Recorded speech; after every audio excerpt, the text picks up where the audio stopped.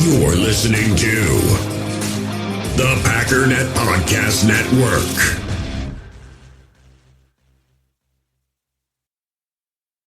You ready? Showtime. On May 3rd, summer starts with The Fall Guy. Let's do it later. Let's drink a spicy margarita. Make some bad decisions. Yes! Audiences are falling in love with the most entertaining film of the year. Fall Guy. Fall Guy? Fall guy. That's what the poster said. See Ryan Gosling and Emily Blunt in the movie critics say exists to make you happy. Trying to make it out? Nope. Because I don't either. It's not what I'm into right now. What are you into? Talking. Yeah. The Fall Guy. Only in theaters May 3rd. Rated PG-13. I'm Alex Rodriguez. And I'm Jason Kelly. From Bloomberg, this is The Deal. Each week, you'll hear us in conversation with business icons. This show will explore deal-making across sports, media, and entertainment. That is a harsh lesson in business. Sports is not as simple as bringing a bunch of big names together. I didn't want to do another stomp you out speech. It opened up so many more doors. The show is called The Deal. Listen to The Deal. Listen to The Deal on Spotify.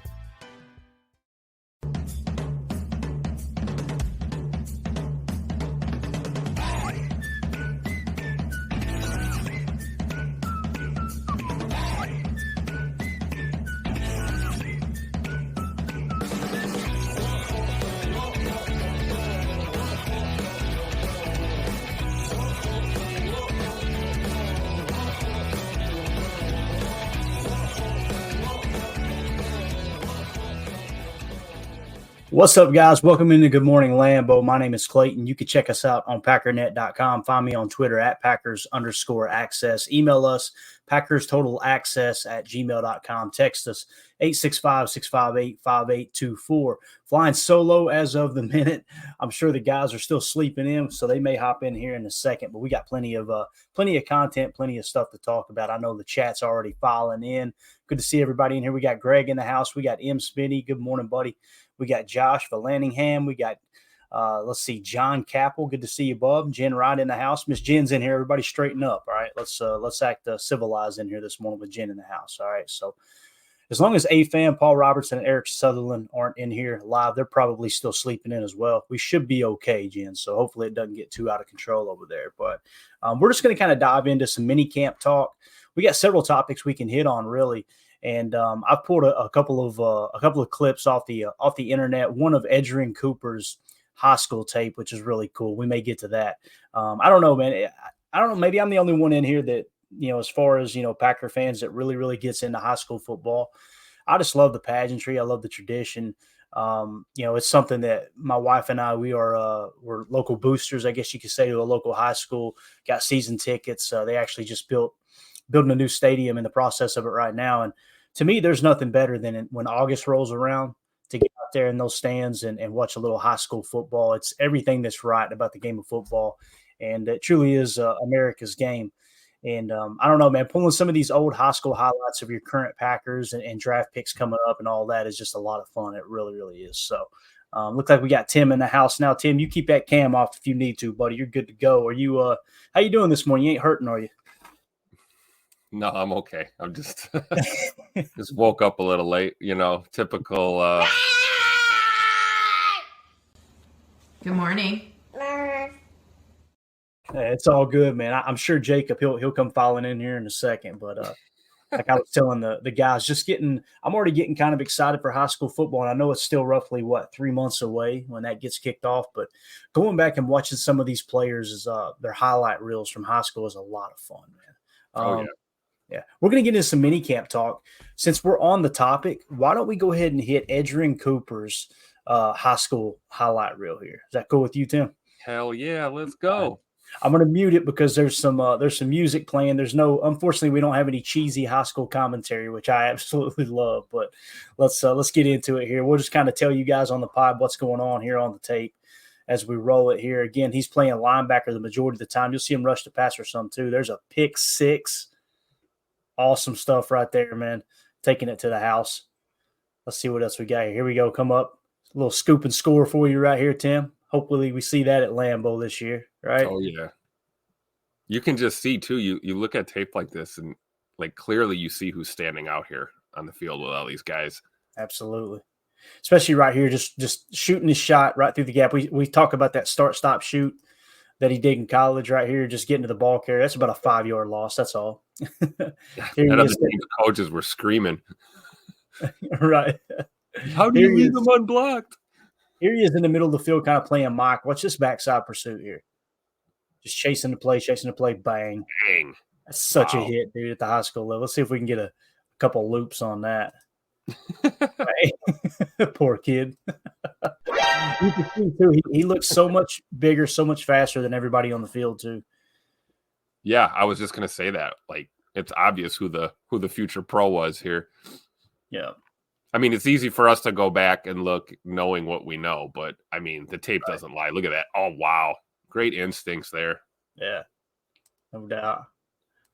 Let's grab it again here. Just hopefully we see that, too, dropping in that little hook coverage right across the middle. Bang. Yep. Trying to hurdle a offensive player. You love it. Look at that, man. Just the burst. Backside. He screams will, man. He really does. Yep. That's why I think there's a chance Quay is the Mike. We'll see, but I agree. And again, the depth chart I think has McDuffie listed as the Mike right now, but you're going to be in that nickel set. I have a hard time believing McDuffie's going to play over Edger and Cooper, but who knows, man? Maybe they do let him kind of ease his way into the lineup. But here, just instincts here. Watching the ball, great diving catch. Yeah.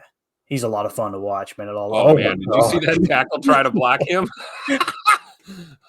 That tackle wanted none of it. He did not want that smoke. Look at the hit. Poor kid, man. I bet there were some parents asking to check his birth certificate. I guarantee. Yeah, right. Why is there a 23-year-old playing high school ball? Look at this right here, man. Oh man, swat and swim. Yeah, a little swat and swim. You got it. Swat, swim. Look at him reset too. He knew the quarterback was going to try to bounce out. Boy, I tell you, Clayton, is there a high school team in America that doesn't rip off the NFL logos? Oh my God! Look at that. I know they're not playing in Denver, right? Right. Yeah, that's kind of a tradition for sure. Some of them go with the college approach, like we seen with Javon Bullard last night. You know, his team was called the Braves, but the other team was, I think they were called the Seminoles or something. But they have Florida State's pretty much. Oh yeah, I saw that. It looked like they were playing against FSU. I love it. Yeah, the high school that I grew up, and went to, was called Cumberland High School before they consolidated to Harlan County High, and we were called the Cumberland Redskins. No one get offended, please, but that's what we were called. And our uniforms was basically Florida State uniforms, and they had the arrowhead on the side, right? Right. And our fight song was basically Notre Dame's fight song, but we would get the whole tomahawk chop going and everything. And I remember when I was in school, people kind of brung it to everyone's attention that, hey, that name isn't politically correct. And it's funny. I remember most people in the school going, shut up. Like, no, we don't care. Like faculty, everyone, right? We ended up changing our baseball team to the Batskins. I was just like, geez, could we not wait one more year till I get out of here? And keep in mind, I got Cherokee. Where's that? Hold on, here. We need There you go. It's crazy because, like, I was excited about playing for the Redskins because I've got Cherokee in my family. You know, my great grandmother was like half Cherokee. So I was excited about that. I was just like, heck yeah, man, this is kind of my heritage and this and that. And then a bunch of, old white people said it was politically incorrect. And I'm going, what the hell? What are we? That's why that's like what's going on now in Washington. There's Native American group that's trying to get the Redskins to be the Redskins again. I don't know if you saw that. I got to see if I can pull that article. But they're not happy with the name change of the team. I love how Pat McAfee approached it too when they changed them to the Commanders. I love how they immediately started calling them the commies and said that it's so fitting for them being a team that's supposed to represent Washington, D.C. Right. So anyway, let's get off that topic here. So yeah, Batskins. M. Smitty said Batskins, LMAO. At least it's better than being called the Bat Wings. Yeah, I get it. And again, the baseball team was the only one that changed. Everyone else just stayed the same. Right. So Yeah, there you go. There's your political correctness talk for the day. But we had mini camp obviously kicking off. We got day 2 in the books yesterday. Got a quick little pump up video here from Packers.com. For those of you on the pod, you're just going to hear a little music. It only lasts about a minute, but we're going to play it here for everybody watching on YouTube. Then we'll get into kind of what we seen, what we learned. Paul Brettel did an excellent job breaking down in an article some of the things from 2 days of camp that he's kind of taken away from mini camp here, with the rookie mini camp, I should say. So here we go. Here's a little mini camp pump up video from Packers.com.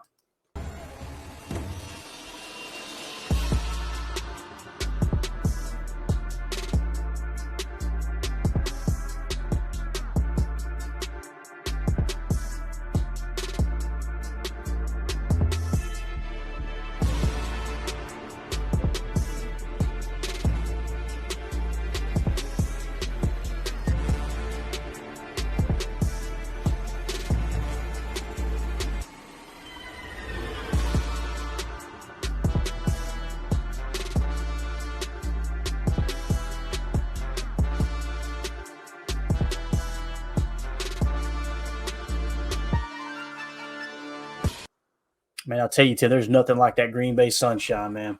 Out there. It's one of the many reasons I moved here, man.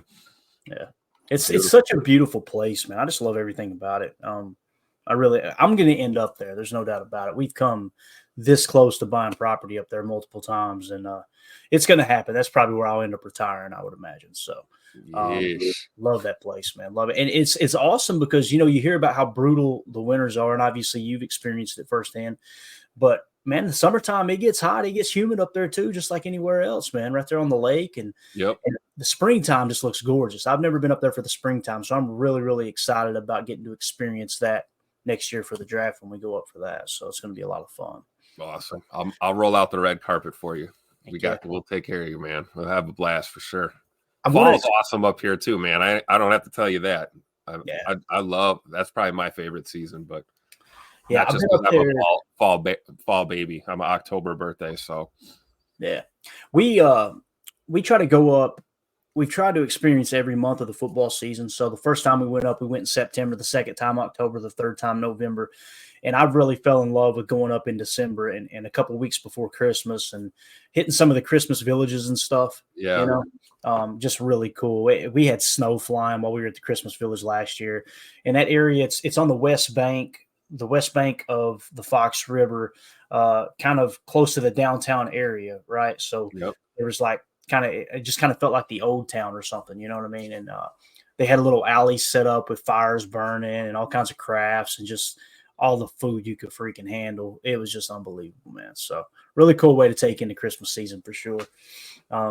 Let's see here. We had Rob Demovsky actually send out a video too, and I'm gonna mute it in case there is sound here. This is just a quick little cut up of Marshawn Lloyd. A lot of people are talking about Marshawn Lloyd, that he's explosive. I know Andy Herman, he used the term juiced. Like he kind of brings the juice. Seems like he's going to be one of those guys. He sounds like a leader from day one. But let's go ahead and hit this real quick. We'll keep it muted, but just a little cut up, like I said, from Rob Demovsky on Twitter. He looks thick, Tim. He looks healthy, don't he, man? Yeah, man. Great feet too. Looks real light on his toes. Just, good movement. I mean, we're looking at basic, stop and start drills and whatever, but he does look really good carrying the ball there. Yeah, to me, he looks like a very, very similar build to Josh Jacobs. So maybe I'm way off base there. I haven't looked at the measurables. But to me, that's what he looks like. He looks kind of like right here. That looks like Josh Jacobs. If you put a number 8 on him, I'd think that's Josh Jacobs. Yep. I don't know, man. I think they're going for that similar build. I think you are going to see more inside run. When we do Chalk Talk, probably do that tomorrow or the next day. When we do that on Marshawn Lloyd, a large majority of the big plays on his Chalk Talk segment is what we call GT power, which is guard tackle power, where the guard and the tackle are pulling in unison. And sometimes the tackle would fade off and seal the backside. So they ran a whole lot of power. Maybe Matt LaFleur breaks a little power out this year. Now we've ran all different types of run, obviously, but the Shanahan system, obviously Kyle's dad, Mike Shanahan created that. He took that Alex Gibbs wide zone run and married it up with a little West Coast offense from Bill Walsh's tree, and that's how they come up with the wide zone boot scheme. So you don't want them to deviate from that too much. I want to see some inside zone and some duo for sure. You get to where you're pounding the rock inside the tackles and you make those linebackers and those safeties snug up just a little bit tighter. You watch Jordan Love play action over the top, man. It's going to be a lot of fun. So now you've got potentially a two-headed monster. A.J. Dillon's going to have a chip on his shoulder. I mean, when you're looking at potentially having A.J. Dillon as your third best running back, now you're cooking. Now you're getting somewhere, man. So I'm excited to see how they all gel together and how this running game kind of comes together this coming fall for sure. Let's see what else we had here. We had a couple of things. This was kind of a neat topic. Jacob sent this over to me as he's laying in his race car bed this morning. I don't know. He's probably got a pickup truck bed, don't he, Tim? You think? Yeah. He's got an old 1993 F-250 pickup truck bed. Dually for sure. It's got to be a dually. And I imagine it's actually a truck with just a mattress in the back of it. You know what I'm saying? Up on blocks. He's got it on blocks. Exactly. Rob Domofsky tweeted this out. He said, already can see one thing different under new strength and conditioning coordinator Aaron Hill, an extensive 20-minute stretch period to start practice, considerably longer than in the past. So if this carries over from rookie minicamp into regular minicamp and training camp as well, sounds like they're going to put way more emphasis on stretching on the front side of practice. And I think maybe that could be huge, Tim, when it comes to the hammies, man. Obviously, the hammies have been an issue dating back forever, man. It really has. Yeah, it's interesting. I mean, every team deals with injuries, but it has seemed like, the hamstring pull or strain it's just happened way too much to way too many guys on this team the past few years. So, you have to look at strength and conditioning, right? That's clearly why the Packers made a change. So we should be seeing this. We should be seeing different things, different approach. That's why you make a change. These guys, I mean, look at the Super Bowl. What did we see happen with what's Greenlaw? Dre Greenlaw. Yeah. I mean, now I don't know if that's can be attributed to lack of, stretching or whatever, but things can happen on a football field without contact. And if you're in the best shape you can be as far as, being, stretched out and conditioned properly prior to your activity, man, you're going to have a better shot at, not pulling something. So yeah, man, hopefully it's the end of the hamstring debacle here in Titletown for sure. Yeah. Pause in the chat said, why wasn't extended stretching already a thing? Seems obvious. We are the hammy capital of the NFL. Pause, I agree. Like when I first read that, I'm like, this was the whoa, hey, how about we try this, guys? How about we spend more time stretching? And maybe it isn't that simple, but that was definitely my initial response and thought too. Boz was like, how is this not already? Why did it take us this long to think about it? And, like AFAM says, it comes down to body types, right? So, everybody's different. And hopefully, like we said, Christian Watson, first and foremost, if that dude stays healthy and he's on the field, could you imagine what Jordan Love's going to be able to do? Oh, man. Christian Watson, a full season stretching the field. And then you got Wicks and Reed working underneath. You got Dobbs as that go-to, the single up, put him on the boundary X and just throw him those jump balls, throw him those back shoulder fades. He's definitely got more continuity, more chemistry, I should say, with Jordan Love than anyone, I believe. So, I'm excited about seeing that. But, yeah, a healthy Christian Watson could take this team from a top 10 offense to a top 5 offense. Especially with the power run like you were just talking about. Like if we mix in some power run on this offense and you can kind of lull a defense to sleep, running the ball a little bit, and then you break out these play actions and this, the staples of Matt LaFleur's offense, it's going to be really tough to defend the Packers, especially when, we haven't even talked about our tight ends. We got tight ends that are pass catchers and targets too. Right. It can wreak havoc on NFL defenses. So I'm really looking forward to this season. But yeah, Scoot is the man, dude. I've always felt that, the hammy issues are just the kid's wheels are just so fast that he just runs right out of his body sometimes, man. And I can see those calves and hamstrings getting more strained because the guy's just so doggone fast down the field. It's almost like he's outrunning his own legs sometimes. So, hopefully some of the new training and new work that he's done this offseason going into mini camp and OTAs coming up here and training camp, hopefully that'll solve this. And because you're right, man, we're a better football team when he's healthy and he's on the field stretching that field. Things just open up. Yeah. And you briefly mentioned the tight ends there. And, I know I've joked a lot about 11 personnel. I'd like for them to stay in 11 as much as possible because I feel like the receiving core is way more equipped than the tight end room right now. And that's saying a lot because, these two rookie tight ends, obviously this is their second year with Luke Musgrave and Tucker Kraft. They really kind of put on a show last year, man. And the thing that, if someone were to ask me, describe how the two rookie tight ends played last year, I would say they kind of clawed and fought to fit in, to try to make it work. And you heard the stories all the way back to training camp and in the preseason where Matt LaFleur was talking about leaving the facility and Luke Musgrave and Tucker Kraft were still in there studying the playbook, right? Because tight end is one of those things. The tight end is so involved. Every position's involved with both the run and the pass, but the tight end position is a whole different level, man. With those sift blocks that Matt LaFleur likes to run out of that, that little split flow look, split zone, whatever you want to call it. That stuff, has got to marry up with the play action. You've seen the dragon wheel in Dallas, the big touchdown there to Luke Musgrave, right? Little things like that, the technique of selling the block, leaking out, not only running the shallow cross, getting your head around to get the safety to bite, but run the wheel route on the backside of the play. All those things. When you look at the tight end room and what they did last year, what I would like to see happen.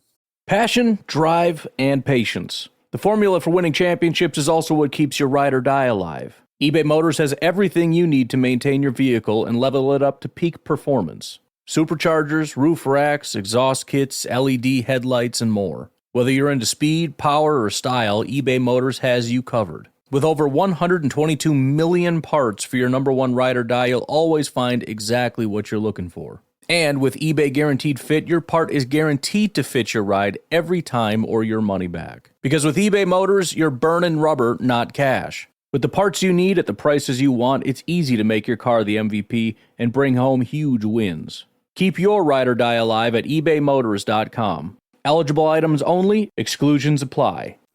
We all have smartphones, and we all know they're pretty amazing, but they also can be amazingly distracting, especially when we're around other people. So US Cellular wants us to reset our relationship with our phones by putting down our phones for $5.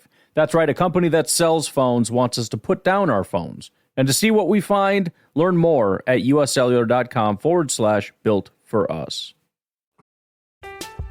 I'm Alex Rodriguez. And I'm Jason Kelly. From Bloomberg, this is The Deal. Each week, you'll hear us in conversation with business icons. This show will explore deal-making across sports, media, and entertainment. And that is a harsh lesson in business. Sports is not as simple as bringing a bunch of big names together. I didn't want to do another stomp you out speech. It opened up so many more doors. The show is called The Deal. Listen to The Deal.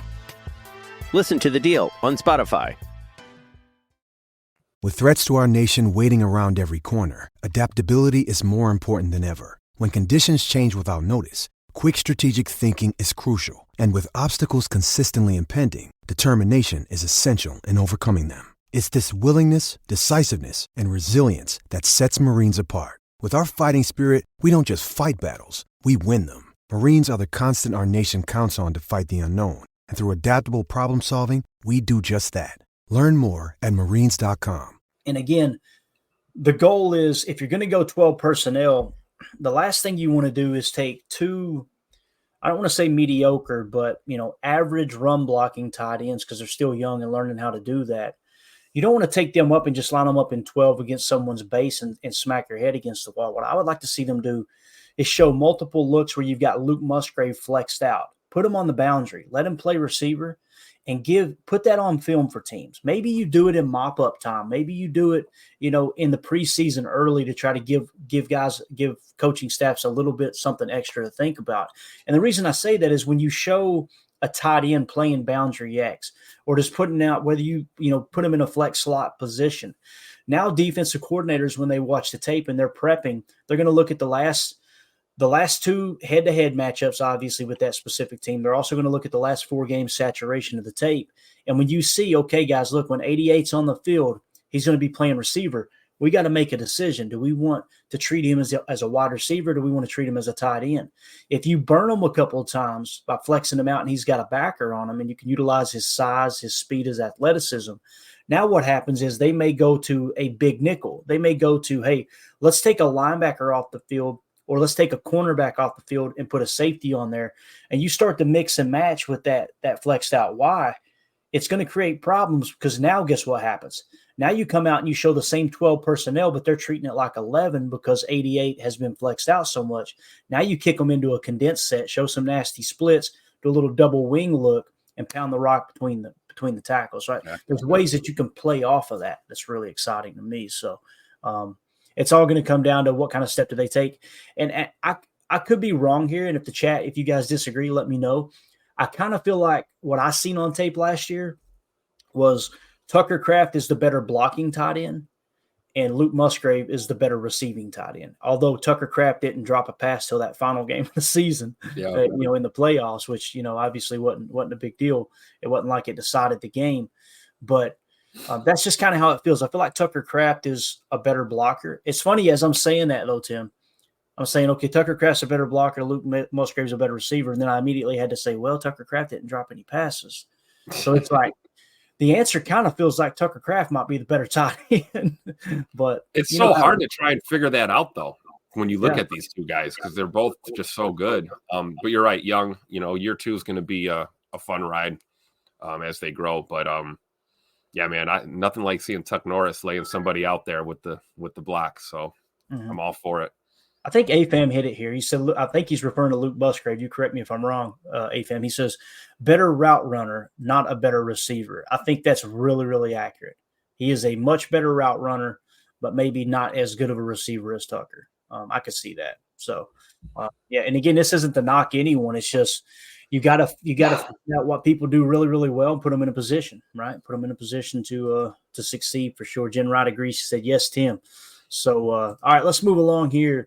Let's go to Paul Brettle's article. This was really cool, man. He did a quick write-up. I'm going to kill my cam so you guys don't see me staring up my nose holes here. Squinting at the screen. Yeah, exactly. But I'll try not to get too close to the mic, too. I'm trying to get better about the sound quality. And we may order new mics to get the quality a little better. I just one thing I hate about working on a new project, whether you treat it like a business or a hobby, I hate change, Tim. I absolutely hate it, man. I'm with you. Old-fashioned. If it ain't broke, don't fix it type thing. But anyway, here's some quick hits from Paul Brettle on the rookie minicamp so far. I'll just take it one bullet at a time. We'll get your take on it, Tim. And if you ain't got nothing, we'll just keep it moving. The first bullet point here is, as the Packers were going through warm-ups under new strength and conditioning coach Aaron Hill, the skill position players were going through different stretches than the bigger players. Warm-up also lasted for 20 minutes, which was longer than training camp last summer. We kind of hit on that. One thing we didn't touch on was it sounds like they're breaking up some of the bigger players with some of the smaller skill players. So that's cool that they're being a little more specific, a little more targeted when it comes to what they're trying to do there. So we'll move on to the next bullet point. It says, it took less than a minute of watching the inside linebacker drills to see the energy that new linebacker coach Anthony Campanile brings to the team. Throughout this offseason, you can tell that having more juice from the defensive coaching staff is something LaFleur emphasized as he helped put that group together, including the hiring of Jeff Hafley. So you're already seeing it show up to people like Paul Brettle with new linebacker coach Anthony Campanile that came up from the Miami Dolphins. About said Minnesota Vikings, man. Came up from the Miami Dolphins there as linebacker coach, man. I'm really excited to see what Anthony Campanile does with this linebacking crew. And what's cool is Edgerrin Cooper doesn't have to unteach anything with Edgerrin Cooper. That's a big problem, man. When you're trying to get the most out of someone or a system, whatever it may be, if you have to unlearn people, and I know that's not a word, guys, we always laugh about it and use it in business. If you have to unlearn people, like, hey, pretend like you're a kid again. Let's start from square one, all right? Forget all those bad habits. Forget everything up to this point. The fact that you got Edgerrin Cooper coming in and he's just going to be a clean slate, this ball of clay, right, to use that term that people use so many times with young, inexperienced football players. I think he's really – the sky's the limit, man. Anthony Campanile could take Edgerrin Cooper and turn him into something special. He's got all the physical ability. We've seen he had it when he was 16 years old, and we just seen that on the tape.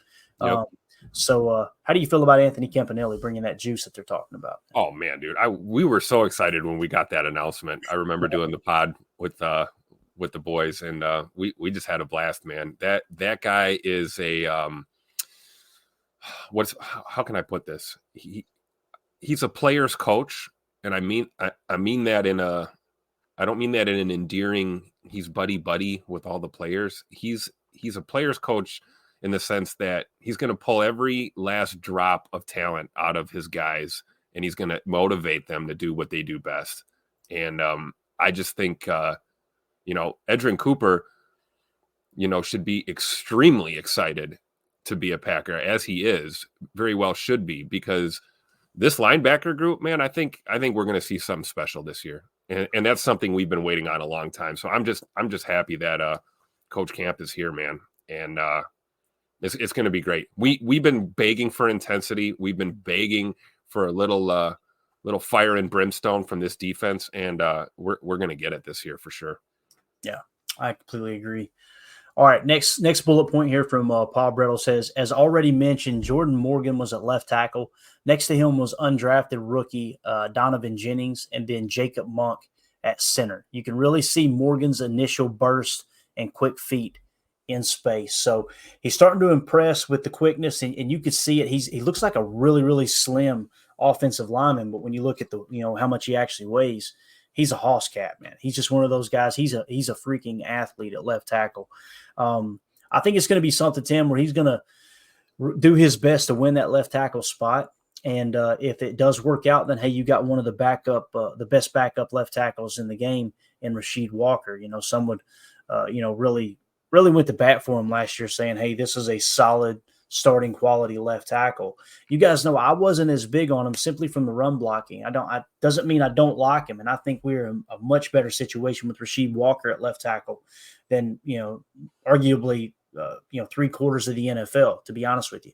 It's just when you looked at the run blocking, and then of course we go out and draft Jordan Morgan and look at what he did in college at run blocking. It's literally one of his strengths. He's got that versatility, that athletic ability to kind of get out there and pull and do some of those things, whether you're going duo and getting to the next level, or you do want to do, here's the other thing. What did we just do? We just drafted Marshawn Lloyd.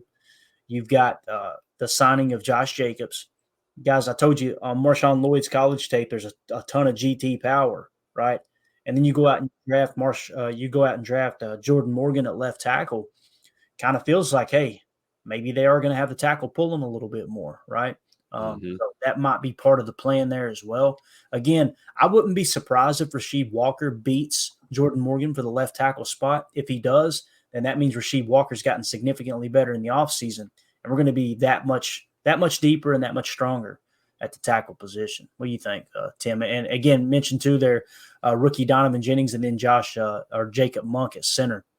It sounds like they were going from left to right there. They had Donovan Jennings, rookie offensive lineman at left guard, and Jacob Monk already getting some snaps at center there. Yeah, man, this is I'm a defensive guy all day, but I'm about as excited for offensive line as I've ever been in my life this year. If these guys can get it done, start moving bodies, man, start dictating a little more at that line of scrimmage, it's going to be fun to watch, especially with, like you said, these running backs that we have. I agree with the statement about Rasheed Walker. I mean, we have to remember, the last couple of years have been a little different. But we had basically perfection at left tackle for the better part of a decade with Mr. Bakhtiari, and that's not easy to replace. So the approach that they're taking is solidifying that line as a whole, is what it looks like. Like you said, they kind of went, left to right here and just kind of got some new pieces. And yeah, we're going to find out real quick who the center is going to be. I think it's obviously Josh's job to lose, but we'll see.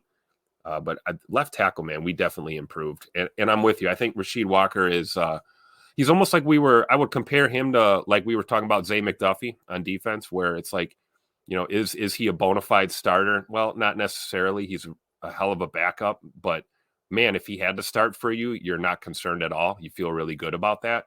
I think that's kind of like Rasheed Walker right now. He's a guy that if he wins the starting job, great, good for him. He deserves it. And I'm sure he'll do just fine. Hopefully take another step this year.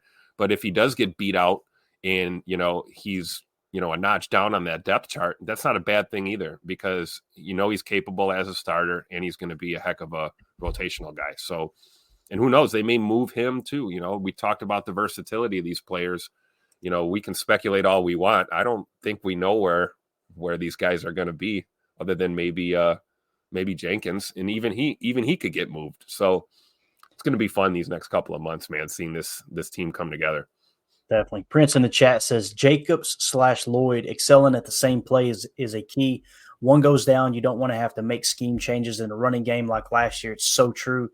And maybe that's why they shifted to this more of a balance back as opposed to kind of a scat back. And I know that Aaron Jones ran with power, don't get me wrong. And I know the plan was to bring Aaron Jones back at the right price. But it does kind of feel like once that decision was made to move on from Aaron Jones, they kind of pressed into this balanced approach. That's really what it feels like there, Prince, that they may be kind of on that path that you're talking about. Let's see here. Jen Wright in the chat said Andy Herman said that both Hopper and Williams were standouts yesterday. So obviously talking about Tyron Hopper, inside linebacker, and of course Evan Williams, the new safety from Oregon. Coach Wynn said, looking at the clips of Morgan, I totally get the pick now. He's an athlete. Completely agree. It's like it happens all the time too. Like as soon as the draft pick happens, that one we didn't find ourselves going, who on that one, right? He was the second best tackle on my big board. And again, when you get when you get players that are kind of within 3 picks of each other, it's one of those, what we call cluster busters, where you go, okay, here's the top 3 at that position. That's the position we're going to take right here. They're in the top tier of talent. So we're not technically reaching, because of position of need. But you're kind of looking at it like, okay, now of these 3, which one of these 3 do exactly what we want? Who's got the measurables? Who's got the athletic ability to do what we want for the position we project them to play, which in this case may indeed be left tackle for Jordan Morgan. You see it. It's all over the tape. You can look back now at Jordan Morgan and go, yep, that makes all the sense in the world. So I completely agree with you there, Coach. AFAM in the chat said, at the end of the day, I want Rasheed Walker on my team. Amen. So true. If Jordan Morgan, whoever wins that job, this is what's so cool. Whoever wins that job at left tackle, the most important position on the offensive line, in my opinion, the second most important position on the offensive side of the ball is left tackle, that blind side, covering, protecting the blind side of the quarterback.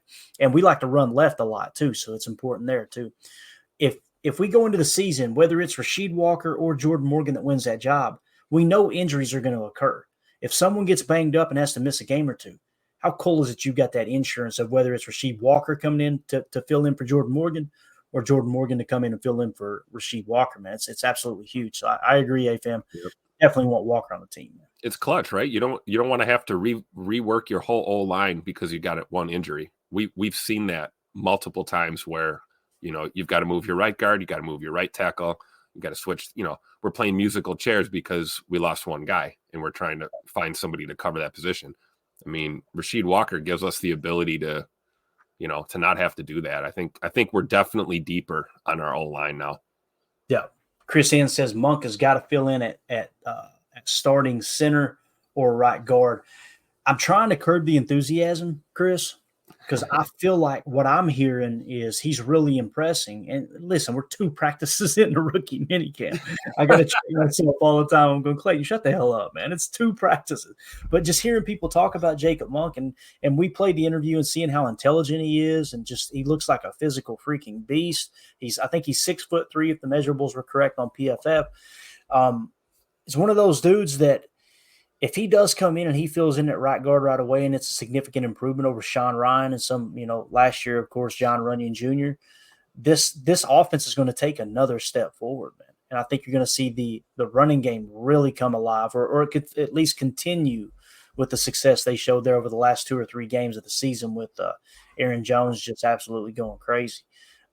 It's going to be a lot of fun to see how the offensive line shapes. So I love how nerdy we are about football in here. I say we, meaning the listeners too. We can sit here and talk O-line for 30 minutes. It's hilarious. Most people, they just want to talk about who's the next receiver we're going to trade for. We're going to, the big name players, right? I love we're in here talking about 4th and 5th round picks on the interior offensive line, 2, practices in the rookie minicamp. It's awesome. Let's move on to the next bullet point here from our friend Paul Brettel, who's going to be on the show here real soon. He is slammed right now. We're going to get him in here and get his take on everything really, really soon. Nice. He said, after the draft, Gutekunst talked about Pratt's, quote, big arm, and even on easy throws over the middle, you could see the zip he was putting on the ball. It was also noticeable that he was going through his progression. So Goody out there, a little name drop for Michael Pratt, obviously the quarterback out of Tulane. This is what I love about roster construction, especially the early stage of the process, Tim. We're going to have preseason around the corner here real soon. Like, it's May. We're going to have preseason. We're going to be talking training camp in right at about 2 months. And then in 3 months, obviously, we're going to be dead into preseason. And what's cool about preseason, we don't want Jordan Love out there too much, right? We don't want to risk injury. But the fact that we get to watch Michael Pratt and Sean Clifford battle for this backup job, you know how much fun that's going to be? And that's two gamers, man, two class acts, hardworking backup quarterbacks. It's going to be a lot of fun to see that unfold, man. I can't wait to see those guys throw into some of my favorite receivers that we have, kind of the guys that are, bottom of the depth chart or bottom of the list guys. It'll be cool, see my boy Malik Heath out there. And I tell you, man, a player I've got my eye on is Grant DeBose. This could be an interesting scenario for us. We may have yet another young talent in the wide receiver room for guys like Clifford and Michael Pratt to throw the ball to. So yeah, preseason, man, is going to be fun. I can't wait. And you're right. I hope Jay Money plays one series and right. Sits down and holds the tablet the rest of the game. Throws a 65-yard bomb for a touchdown and just rides the pine the rest of the preseason. Yep. That's what I want to see. Definitely. Oh, man. Let's see. AFAM asks, when do schedules come out? They're going to be coming out, to the best of my knowledge. I think it got confirmed Thursday, AFAM. So this Thursday, the schedules will drop. We'll be doing a special live show, obviously, that evening as the schedules drop, too. We're going to try to schedule the pod to where we get that information. You know how it leaks out earlier in the day sometimes too, but I know they do a big spectacle on NFL Network, but we'll definitely make sure that we get initial reaction to it, and then we get to start diving into some of the opponents. That's something else, Tim. We thought we were going to struggle to have content this offseason, man. I think we're going to run out of time for all the content I'd like to create, to be honest with you, man, because we could deep dive some of these opponents as well, man. That's going to be a lot of fun. Let's see here. AFAM says these lines are going to be these Lions games are going to be dogfights. Completely agree, man. They've got that team built the right way. They're built from the interior out. There's no doubt about that. Now, the beautiful thing about the NFL and the parity that it creates, the way everything's structured, they just went and paid Amon-Ra St. Brown. And I'm not suggesting he wasn't worth it, but that starts the hen room a little bit, right? I think didn't they pay their left tackle too? They paid Penei Sewell, whether he's left or right tackle. I think they paid him as well. I think they came in the league together, which they crushed that draft. Got to tip your cap. But that stuff's going to start to catch up with teams, Tim. You know what I mean? Oh, yeah. They got to pay Hutchinson too pretty soon, right? Yep. That'll be right around the corner. They'll probably get 2 more years on that rookie contract, and then they'll have to get that deal done so they can avoid the now they'll probably pick up the 5th-year option, which will still be significant. But him being, a top 3 pick, that's not a really, really cheap contract there. That's the thing about some of these guys we've hit on here in the 2nd, 3rd, 4th, and in some cases 5th round. Have you ever experienced turbulence on a flight and wondered why? And you can see all the terrain around you. You've got no issue with visibility or anything? No, everything's PG. Maybe you've sat on the tarmac for hours wondering why your plane isn't moving. Well, we're outside here. They're saying the ramp is closed. They won't let us park because of Air Force One. Listen in on the conversations between pilots and air traffic controllers on the Air Traffic Out of Control podcast. 512 Whiskey declaring an emergency. There's smoke in the cabin. I need to make a landing right now on 31 left. We have the most interesting, wild, and funny ATC recordings you will ever hear. Check out Air Traffic Out of Control wherever you listen to your favorite podcasts. Those are such cheap contracts, they might as well be a minimum. So that's how we're the youngest and the cheapest team in the league at certain positions, right? Especially on the offensive side of the ball. Now that they signed Josh Jacobs, that's changed a lot. But, last year, it was one of those things where, man, we have one of the cheaper starting quarterbacks in the league in Jordan Love as far as cap hit goes. We had the cheapest wide receiver room. It's just a really cool luxury that Goody's created for sure. Doug Pointer says, Mike Wall seems to think Monk could be a great center with a little time. That would be excellent, man. let him get a little get a play at right guard this year. I think Josh Myers is probably still, unless Jacob Monk comes out here and just absolutely dominates Josh Myers in training camp at center. You kind of lean on Josh Myers for one more year. You plug and play someone like a Jacob Monk or whoever it may be at right guard. And maybe here's the thing too, man. I seen somebody in the chat said, I think it was right here actually. Coach Lynn said, Morgan left tackle, Rasheed Walker right tackle, Tom at center. If you can convince me, if you can guarantee me, I should say, if you can guarantee me Rasheed Walker will be just as good at right tackle as he was left tackle last year, sign me up for that, Tim. You kidding me? Yeah. And that would be the only scenario I would agree with, moving Zach Tom off of that spot. Yeah. And it's tough because I know what Coach Len is saying. You know, Zach Tom can play anywhere on that line. You know, anywhere, any position, any side, he can do it and do it well. But I feel like right tackle is just like, I mean, I don't know. I think that we've talked about this with Elton Jenkins, that he prefers left guard. That's where he likes to play. Elton Jenkins can play in multiple spots on the line, but he prefers left guard. Well, if, you know, Zach Tom prefers right tackle and he's really, really good at it, you know, other than a scenario where, Rasheed Walker is a monster on the right side, they try it and it works. Okay, now I'm open to moving Zach Tom around a little bit, but you know, we'll have to see. That's a good problem to have, though, like you're saying, Clayton. Yeah, no doubt about it. It's hilarious, man. That bullet point was about Michael Pratt's big arm, and we're back on offensive line. All right, A-Fam in the chat said, Tim, we can't keep 8 wide receivers, LOL. Why not? Can we keep 7.5, A-Fam? Oh, man. I would love to, and we'll just run 5 wide all day long on them. Let's go. Right. All right, next bullet point. We'll see if we can get through this. We're at the 42-minute mark. A name to watch this summer is Henry Pearson, who is listed as a fullback after spending most of the 2023 on the practice squad, but he is a prime candidate to fill the Josiah DeGuara H-back role. He had a few catches during 7-on-7, so Henry Pearson getting a real strong look there at fullback, and you need that H-back effect on your offense. There's no doubt about that. I think Josiah DeGuara, I think we would all agree, very underwhelming in that regard. Stand-up guy, class act, leader in the locker room. You heard Tucker Kraft rave over him and how he kind of helps him in his walk with his Christian faith. And Josiah DeGuara is just one of those quiet leaders, I believe, that he's a good locker room dude. I'm glad he got a little bit of money there to go. Where was it? Jacksonville, I believe. But for whatever reason, it just didn't pan out on the field. So Henry Pearson getting a really strong look there at fullback. We'll see if he actually makes the roster. That's going to be a lot of fun to see how that unfolds. Let's see here. Next bullet point. Right away, we saw the versatility of Javon Bullard and Evan Williams. Both had opportunities as the deep safety, while Bullard took some slot snaps. Here we go, Tim. Williams handled some box duties as well. So you're already seeing Javon Bullard slot. Keyshawn Nixon, man. Yeah, we don't even have to have Ola Home Depot to get the music going. So anytime we talk safeties, it's Home Depot. But yeah, Javon Bullard in the slot, man, is that excites me. And again, it's going to raise the level of competition from Keyshawn Nixon.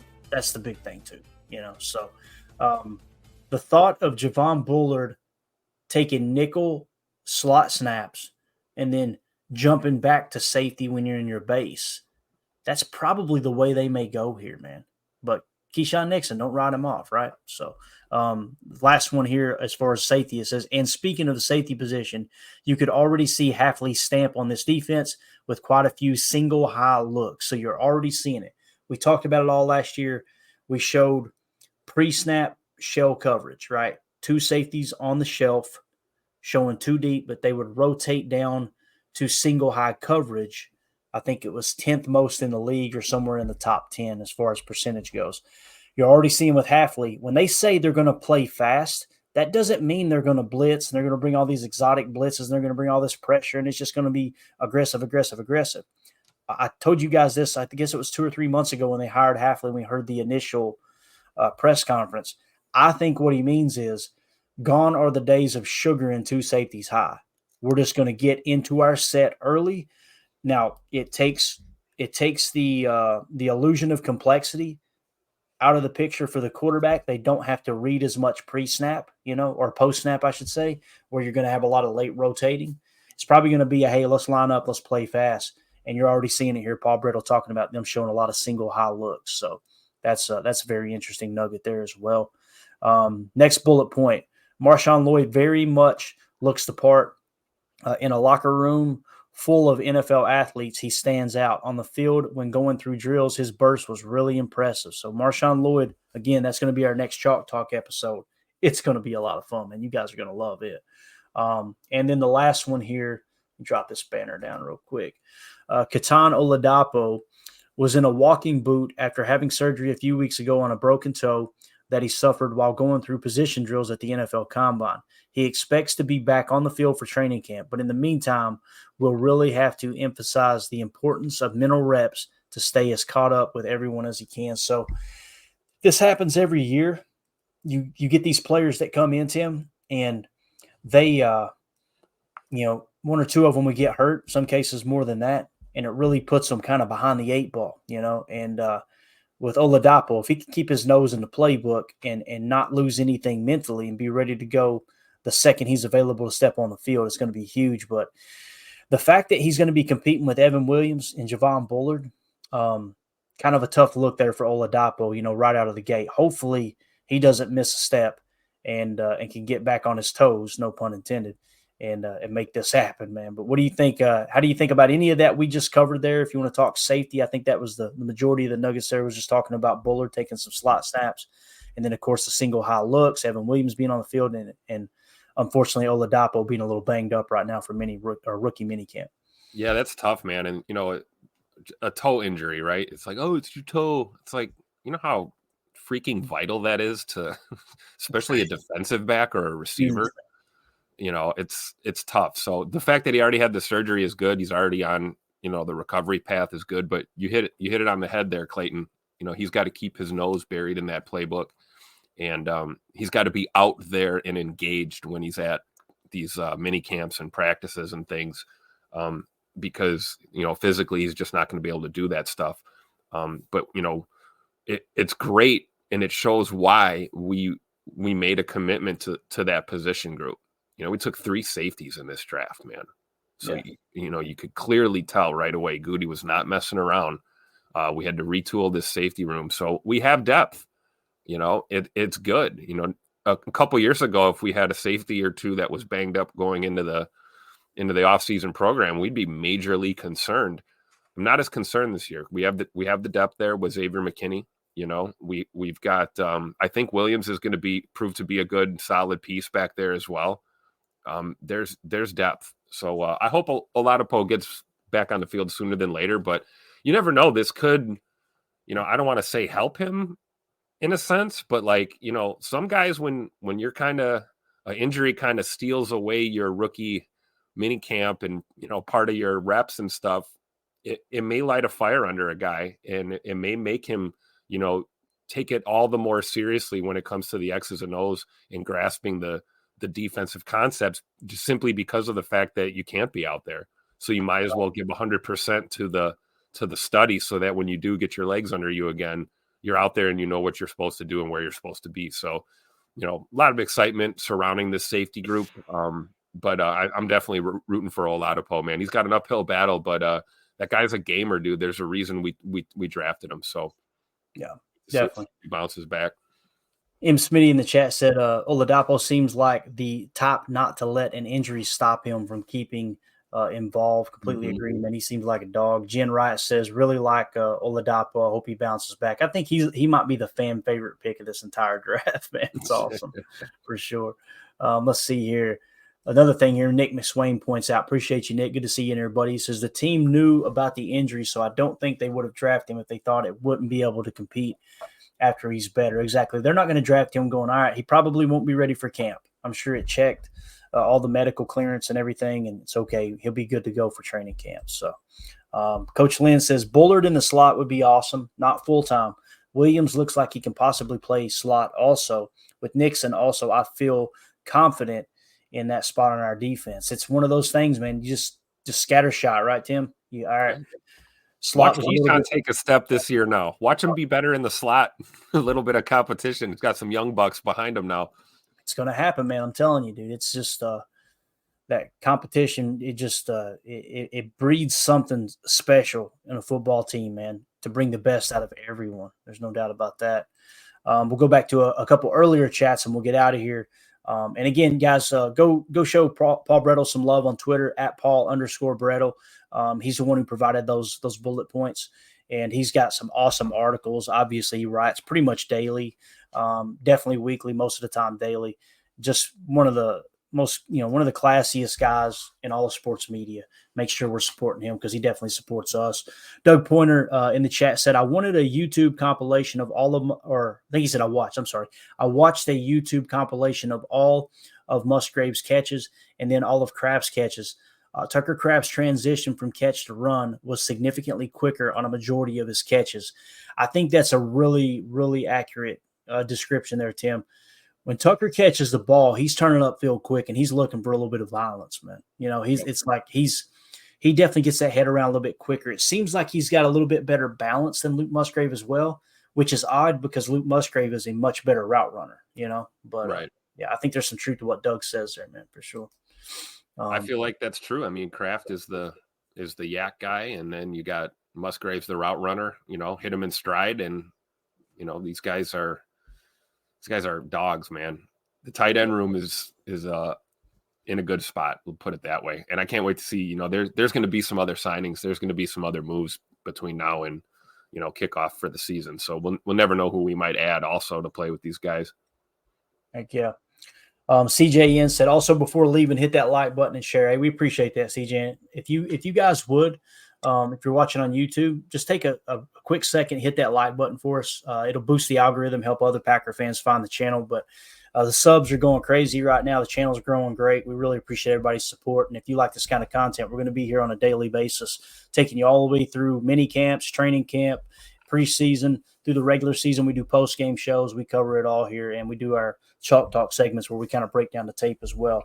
It's going to be a lot of fun this year, and we'd love for you to be a part of it. So we appreciate if y'all hit like, sub, and all that good stuff. And again, if you don't like this, you're sitting here going, man, I wish I'd have changed it sooner. Just pretend like this didn't happen. We didn't even cross paths. All right, we're good.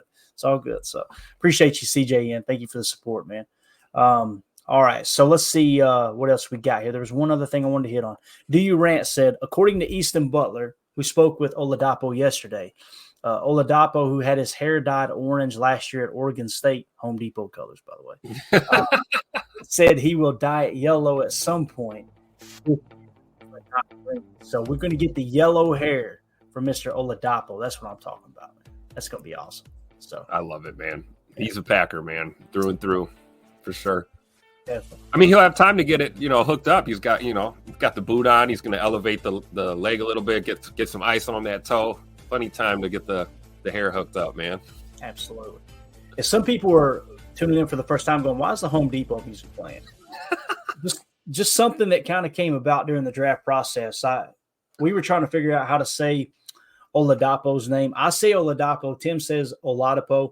I've heard some people say Oladapo. That's definitely not we right. We try to cover all the bases. So one day I just called him Ola Home Depot, and it stuck. And now we've got Home Depot ads running on the show, which is absolutely awesome. Watching the Facebook group, Packernet Facebook group, get so excited that they heard a Home Depot ad on the show was just hilarious. You should have seen me yesterday, man. I was out on the driveway doing some work, and I was doing like a touchdown dance celebration. My wife was looking at me like I was crazy. I love it, man. All right, let's get out of here, Tim. You got anything else, bub? Yeah. Excited, fired up. Let's go. 2024. This is our year. Lombardi's coming home. I'm saying it now. Stamp it. Book it. Let's go.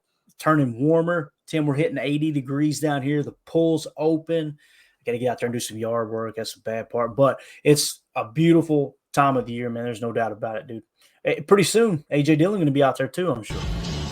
John Deere green on a hot summer night. He rode Billy Bob loves Charlene. Well, it never He'll be out there for real, not in the game. He'll be out there for real, riding the tractor on the property. I love it. Right. I'm telling you, man, when Emilio can hop on, we usually got about 5 or 10 minutes before we go live. He always plays the music. He's got some music cranking in here. My favorite one night, I had everything set up. I ran downstairs to grab a drink, came back up, and as I get halfway up the steps, I hear I'm going to take her for a ride on my big green tractor, blasting through my speakers. I'm like, well, what the hell is going on up here? It was Emilio jamming out in the zone. CJN in the chat said, yeah, when I came to this channel till now, the growth is crazy. Very happy for y'all. Even if you forgot my name, do the name change. LOL. Mornings and coffee just hit different with Good Morning Lambeau. Good Morning Lambeau is my favorite show. I love PTA at night. I really do. It's kind of the flagship show, but there's nothing like rolling out of bed, brushing your teeth, you know what I mean? Washing the face a little bit, getting woke up, grab you a cup of coffee and just talk a little football, man. I know I'm more of a morning person than you, Tim, but I love it, man. Mornings is when I get my best work done, man. It's the later we get in the day, the more pissed off and depressed I get. And I'm just like, I'm ready to go to bed. So the mornings are awesome. I'm slowly coming around, man. I'm getting into this morning thing a little bit. So Jen Wright says you all keep me entertained at work. So good job there. Appreciate you, Coach Land. Thank you for the support, pal. All right, we're out of here. We will see y'all tonight for PTA Live. I'm sure we'll have plenty to talk about. We still got several things we didn't get to. We're going to talk some NFL contract candidates that Spotrac put an article out on. We'll hit on that tonight and just kind of talk about where the market's at for quarterbacks and wide receivers. Got a couple of division rivals that's going to be affecting here real soon. We talked about Amon-Ra St. Brown getting the bag. That's going to kind of hinder Detroit a little bit in the near future. We got that coming up for the Minnesota Vikings as well here, potentially with JJ, Justin Jefferson. Not saying they're not worth the money, just simply saying there are pros and cons to signing those great players or those big contracts, right? Yes, you've got the player, which is what every NFL team wants, but you also got to navigate that salary cap, and it's going to kind of limit you on your roster building and other aspects. Unless you want to kick the can way down the road, go all in right now, then you're going to be paying the piper here in 3 or 4 years. So, yeah, with that being said, words of advice on the pod. Thank you for making us a part of your day. Devontae Adams has got some words for y'all, too. Wash your hands, wash your butt, man. That's it. That's all. All right, y'all have a great day. We'll see you tonight. Like I said, for those of you listening on the pod, thank you for making us a part of your day. As always, let's go out and be the change we want to see in the world, and go Pack Go.